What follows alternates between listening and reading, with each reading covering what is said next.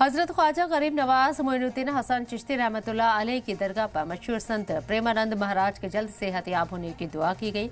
अजमेर दरगाह शरीफ के अंजुमन सैयद ज़ादगान के रुकन और दादा पोता फाउंडेशन के मेंबर्स ने इस मौके पर खुसूसी चादर और फूल भी ख्वाजा की बारगाह में पेश किए। प्रेमानंद महाराज के शागिर्दों और चाहने वालों ने मिलकर ख्वाजा साहब की बारगाह पर अपनी हाजिरी लगाई और दुआ मांगी। इस मौके पर दरगाह के खुद्दाम ख्वाजा अंजुमन के रुकन हाजी सैयद एहतमाम चिश्ती, सैयद गफ्फार हुसैन कासमी समेत दीगर ज़ायरीन ने मिलकर खुसूसी दुआ की।